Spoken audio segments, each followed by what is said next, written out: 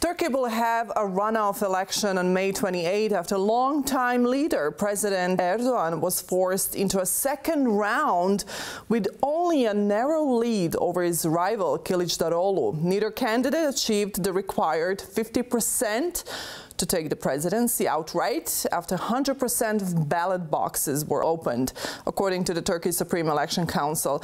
But Kılıçdaroğlu now faces a tough battle to win the second round after Erdogan performed better than some opinion polls had suggested.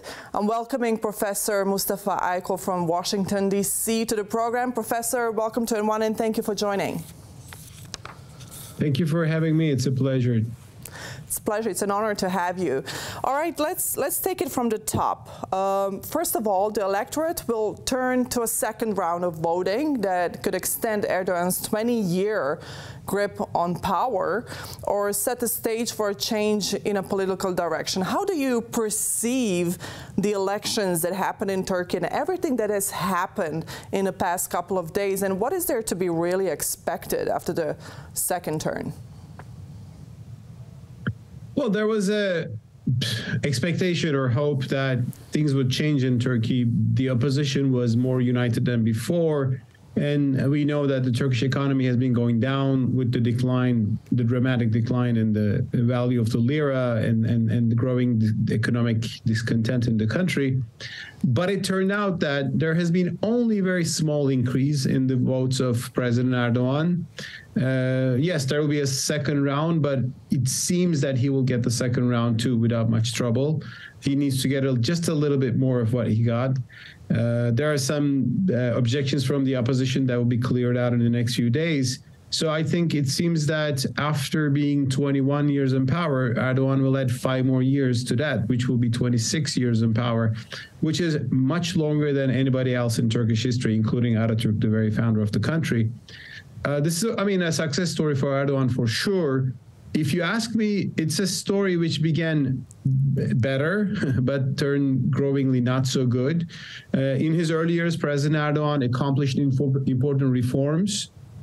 He really democratized the country. He brought economic progress. He was heading towards the European Union. So the European Union criteria was also an important part of thing. Mm-hmm. But the more he won success, Erdogan began to personalize power. Some of the competent around him were replaced by people who just are his yes man, his supporters, but maybe not that competent.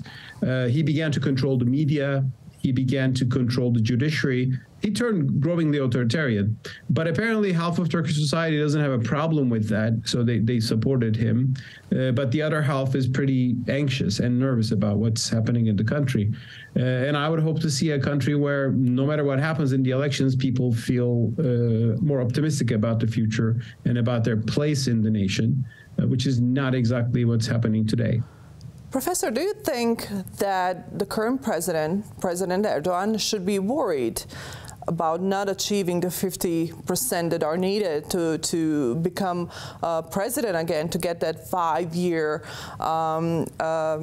mandate again? Do you think he should be worried? He should do something different? Because this is the first time that he's challenged in a way that he is challenged. What do you think his next move will be before the May 28th?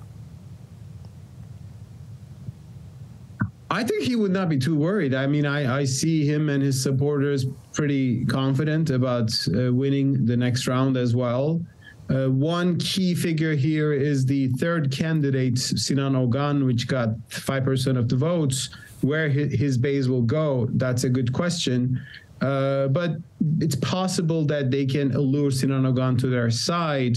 Naturally, some of his voters may go for Erdogan. That's a very far-right nationalist candidate whose supporters can go both ways. I mean, so we will see. I mean, it's hard to predict, but I feel it is much more likely that Erdogan will get the second round on 28, which means we will have 5 more years under Erdogan's presidency, and the majority of the party, his party, will have the majority of the parliament as well. Professor, I would like to ask a personal question, if you allow. You don't have to answer it. You are in the United States. Do you ever visit home? Do you go home? Are you able to go home? Just taking in consideration your work and everything that has been said in the public, do you feel safe of going back home, and do you do that? I haven't gone back in the past few years, partly because of the pandemic. But your question, I think, to me, reminds a broader scene, which is people in Turkey have a fear if they have spoken out against the government. I mean, because I see that people are being targeted for their opinions, and that's, I think, main problem with the current government. It didn't begin like this. Erdogan began with promising freedom to Turkey. He did in the earlier years.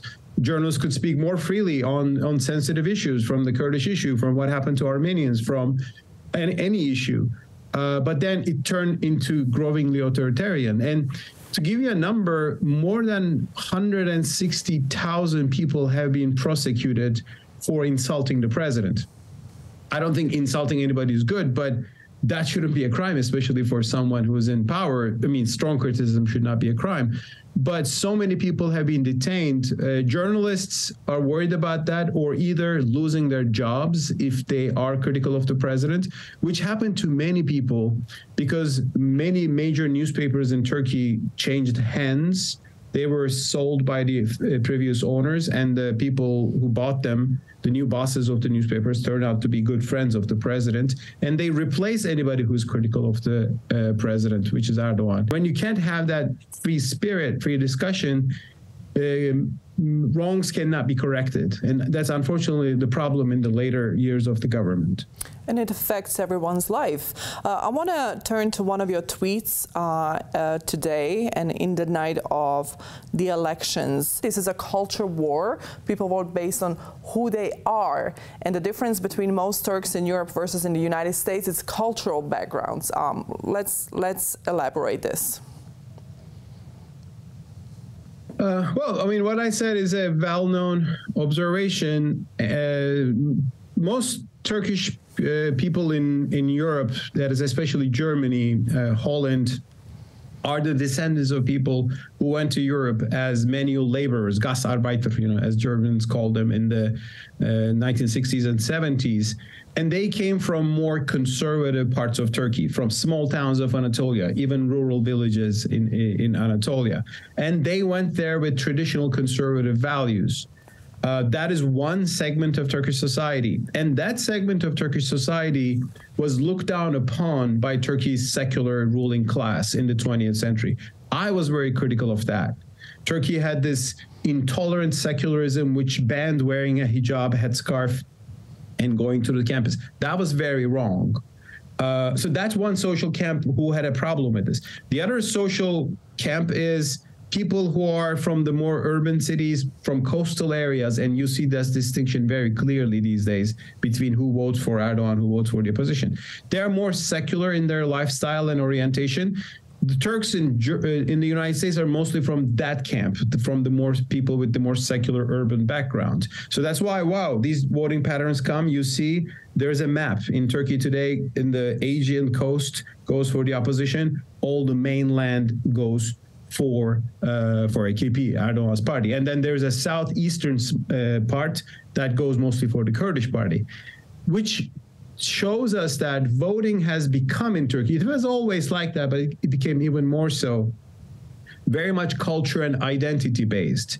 If you're a good Muslim, if you're wearing a hijab, you're expected to vote for Erdogan. If you are people from a more secular background, you tend to vote for the opposition. Now, the problem with this is that then you don't care about whether that person is running the country in a good way, in a just way, without nepotism, without corruption, in efficient way. He just has to be our person, our guy. And when you put this demographically, the conservatives in Turkey have more people, I mean, in numbers. So that gives Erdogan a very big chunk of society to constantly get support from, which is what is happening. And of course, he sustains this with propaganda, with state resources, with patronage links. It becomes very identity and culture based. Professor, you're saying these things, and only thing that I'm thinking right now is that how Bosnia is how similar it is when it comes to identity and elections, similar to Turkey. So no economic despair in Turkey or earthquake can detach voters from the great leader they identify with. I want to go to Sinan Ogan again. What do you think? Let's say that 1% that he took, or the 5%, could have made Erdogan different. What his steps will be in the upcoming days? And another question that is very important, let's just hypothetically say that Kemal Kılıçdaroğlu could win the elections. How different Turkey would be under Kemal Kılıçdaroğlu? Mm-hmm. And let me just add one thing to what I said. To some extent, it's a bit normal that these cultural patterns affect voting. But the problem is in Turkey, one camp becomes dominant over the other and threatens them, whoever captures the state. In the past, it was the secularists. Now Erdogan is replacing it to the other way around, whereas I would want freedom and justice and equal rights for everybody. Regarding Sinan Ogan, I mean, this third candidate, Sinan Ogan represents this very rigid nationalism against the Kurdish movement and against HDP and the party affiliated with that, the movement affiliated with that, and also Syrians as well. So they're very much against the Syrians or any refugees from Syria or Central Asia, from Pakistan, Afghanistan. And I think that's a concerning thing, because we know that anti-refugee militancy can be very dangerous and destabilizing for countries. We see that in Europe, we see that in America as well. I'm sorry to cut you off. Sinan Ogan did say for CNN that he is not anti-Kurdish, that he's anti-terrorist.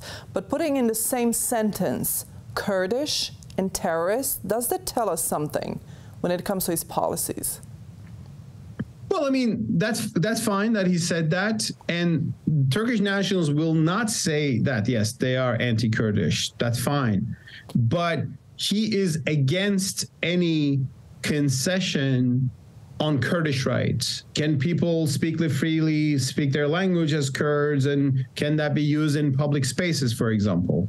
So it is a very monolithic understanding of the nation. They will say we're not against Kurds, but Kurds are Turks as well. They're our citizens. It's this assimilationist approach, which was the very reason why actually the Kurdish question, one reason that the Kurdish question in Turkey became very acute. It's true, there is a terrorism problem too. I mean, Turkey has a problem with PKK, the terrorist group that claims to defend Kurdish rights and asks for Kurdish autonomy or independence. And yes, they are against the PKK, but how do you deal with the PKK?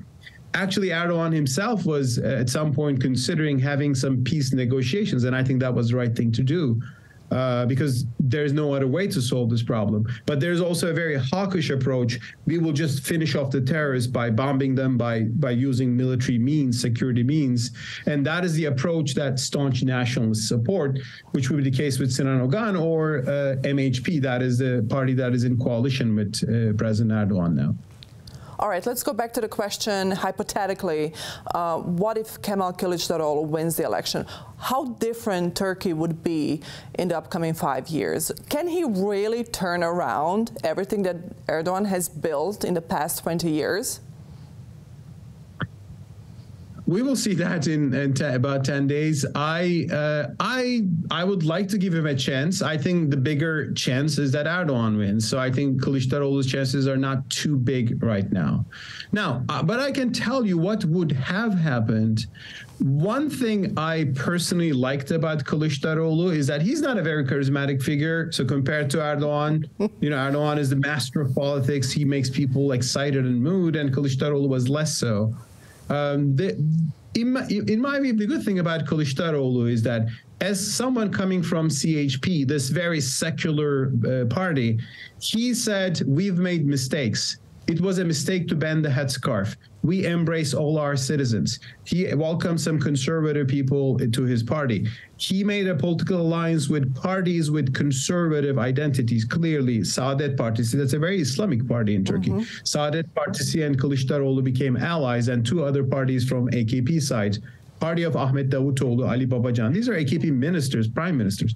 They joined Kılıçdaroğlu. So I think Kılıçdaroğlu symbolized the kind of pluralism that Turkey really needs, because we have to end this 100 years of war between secularists and the Islamists and hating the other each other. side. Yeah, exactly. Ultimately, it can't be either or. It could be both, right? Yes, I believe in a pluralistic Turkey, that people can wear the hijab, they can get every job they want, they're not looked down upon for that. Other people have a more secular lifestyle, that's fine. The state respects everybody, equal rights, equal citizenship, Kurds, anybody, right? I mean, so freedom and tolerance for everybody. Well, that's easy to say, but you cannot really bring people together for that. Kılıçdaroğlu was symbolizing that when he was during his campaign. All right, Professor, one last question for you. You mentioned Erdogan being this big figure that he fulfills. Let's talk about Ukraine and Russia. Erdogan has been an incredible source of negotiations and diplomacy between East and West, between Russia and the Western alliances. Do you think that, just taking that in consideration and taking in consideration that the Western leaders somehow prefer keeping Erdogan in power, do you think that Kemal Kılıçdaroğlu could fulfill those big shoes on the international scene that Erdogan has been for such a long time? It is today. At this point, Erdogan and his team are more experienced in foreign policy because they're the ones running Turkey for 21 years, right? Others don't have that experience. So they have the experience. But also, I think Erdogan has lost a lot of trust in Western capitals, sometimes even in the Middle East as well, because his policies are erratic. He goes this way and that way, and people were not able to understand where he's going in terms of his economic policy as well. So I think if there's a change of government in Turkey, with also additions from more experienced people, let's not forget that in Kılıçdaroğlu's team, you have former AKP people who actually are quite experienced in the economy and did well. Ali Babacan is, for example, the key figure there. They can create a competent team, I believe. And I think it is fair. I mean, Erdogan's narrative is that he's making Turkey independent, and which is fine, which is great. But independent should not be xenophobic and insular, right? It's good that Turkey is powerful. It's good that Turkey is, that's absolutely wonderful. Turkey is making its national interest decisions based on national interests. But what we have seen in the past 5 years is that it's not just about independence. Turkey is tilting towards the Russia-China axis on some strategic issues. And also Turkey is beginning to look like these regimes, a bit like Russia in terms of how the media is organized, for example, by the government. I don't believe that should be Turkey's future. I think Turkey should be a Muslim majority country, respectful to its religious traditions and proud of that. But Turkey will be an example to other Muslim nations when it is also a liberal democracy in EU standards, where everybody is respected, where economic progress and opportunities are open for all. And interestingly, this was the early promise of AKP, and actually they realized that for a long time. I'm just sad that they tilted towards a different direction. But that's the right decision. Turkey should come back again at some point, maybe just after next week or at some point in the future. We'll see, right? We'll see, and become maybe a part of a larger European family, which it actually belongs to the Turkish people as well. All right, Professor, thank you so much for being part of this. Thank you for speaking to us. We wish you well, and we'll see you some other time as well. You're welcome. It was a pleasure. It was a pleasure. It was an honor. This was Professor Mustafa Akyol, who tuned in from Washington, D.C. We discussed Turkish elections and upcoming second round. Stay with us.